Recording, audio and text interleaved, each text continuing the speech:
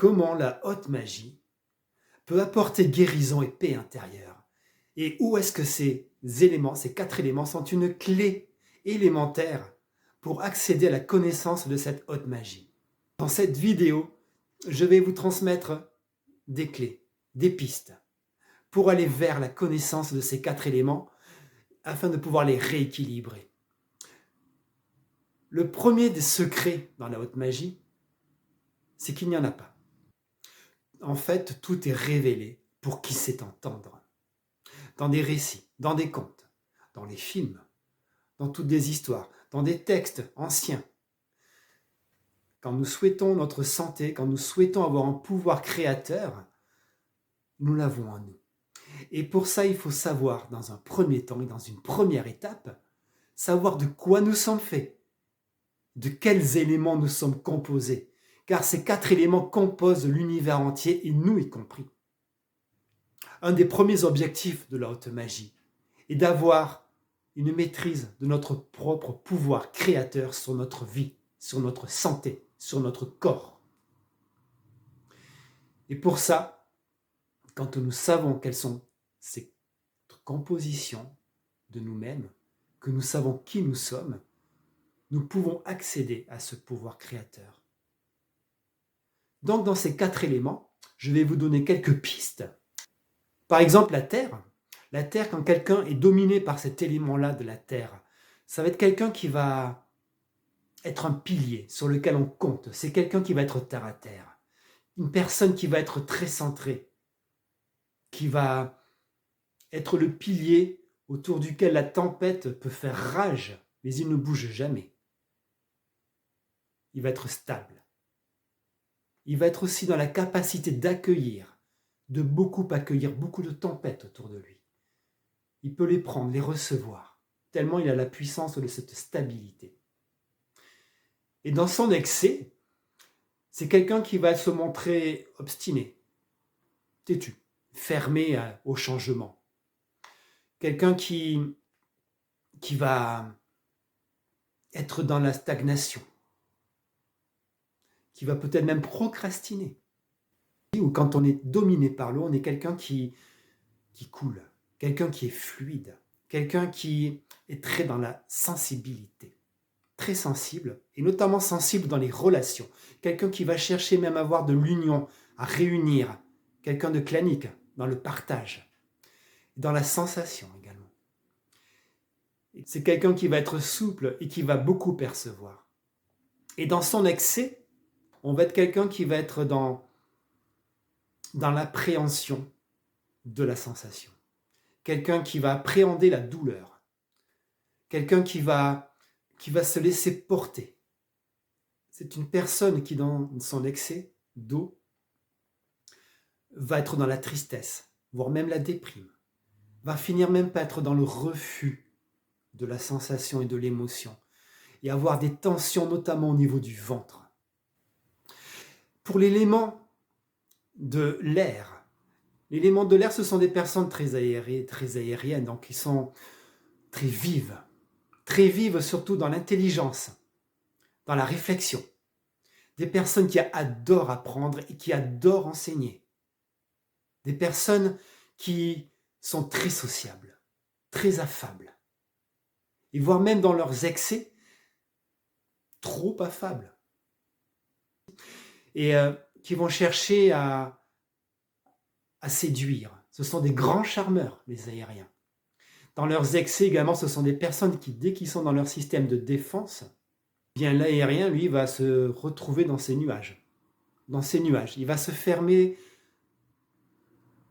au présent. Il va se fermer à la réalité. Et chercher beaucoup plus une sorte de refuge dans un autre monde et dans le passé ou dans le futur. Et à projeter dans le futur. Il va faire partie de ceux qui sont dans la procrastination également. Dans l'élément du feu, c'est une personne qui va beaucoup s'adapter. Une personne qui va beaucoup être vive également, mais vive dans l'action, vive dans la rapidité d'action, qui peut s'adapter dans l'urgence. Il va même s'épanouir dans l'urgence. C'est quelqu'un d'enthousiaste, de très positif, qui va toujours chercher à entreprendre des projets, car il aime être dans les projets, qui aime d'être dans l'action. Et dans son excès, c'est quelqu'un qui va se montrer être écrasant dans le fait de vouloir tout le temps être dans l'action. Quelqu'un qui peut même être plutôt impatient, frustré, colérique. Dans son excès également, il peut se montrer aussi précipité et même brutal dans ses précipitations. Il va être tout feu tout flamme, dispersé. Donc il ne s'agit pas forcément d'étouffer et d'éteindre l'élément qui nous domine, mais plus de s'y connecter et de se connecter aux autres par cet élément-là. D'arriver par exemple, si on se trouve à être impatient, à se connecter par exemple aux éléments de la terre et de l'eau.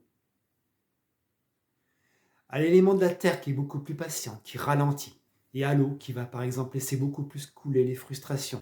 Dans la description qui est sous cette vidéo, je vous propose un accompagnement en 3 mois sur 5 séances et des devoirs à la maison. Donc pour se connecter au feu, une piste est celle-ci, effectivement, d'être dans l'émerveillement. Pour se connecter à l'élément de l'eau, ça va être beaucoup plus de chercher la souplesse, mais également de se connecter à des éléments fluides, coulants. On parle du lâcher-prise à partir de là également aussi, donc une sorte de confiance dans ce qui peut se passer dans la vie.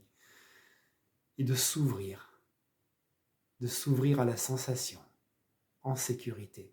Avec donc du coup l'élément de la terre, par exemple, qui va être beaucoup plus dans la connexion de la nature, dans la connexion de la terre elle-même, dans la poterie par exemple, ou du jardinage, dans les éléments qui poussent, qui viennent de la terre. Et de ralentir. Voici donc des éléments, des pistes. Il va s'agir donc avec ces pistes-là de s'observer, sans se juger en particulier. De vraiment s'observer sans jugement, voire même voir tous ces fonctionnements dans la journée pour les noter. Le soir sur un cahier, par exemple. De noter sans jugement. Et même si on se juge, de le marquer. De le marquer, de voir quels sont tous nos fonctionnements. Et voir même ces fonctionnements, de chercher à les associer à un de ces 4 éléments. Et puis après, d'explorer ces 4 éléments. Explorer ces 4 éléments jusqu'à ce que vous les ressentiez, jusqu'à ce que vous en soyez familier. Et jusqu'à ce que même il sorte peut-être quelque chose de vous. Quelque chose de vous qu'on va peut-être appeler des monstres, des ombres, nos ombres. Tout ce dont on peut avoir peut-être honte, tout ce qui peut nous gêner pour avancer. Et ces monstres, ces ombres, là je peux vous conseiller par contre de chercher à être accompagné pour aller plus loin et ne pas vous bloquer à partir de là.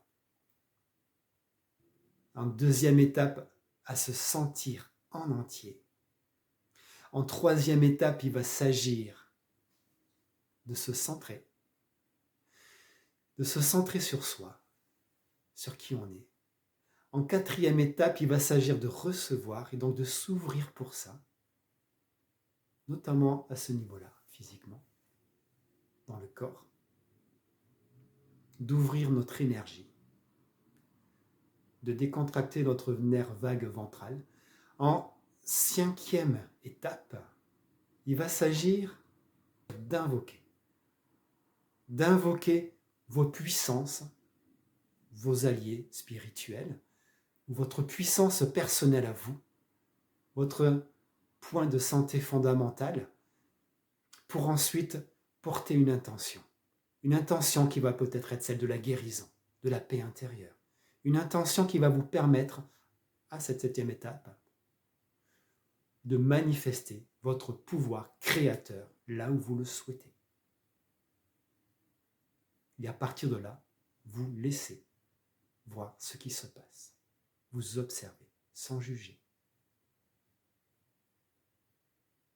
Le non-jugement étant une clé. Merci d'avoir écouté cette vidéo.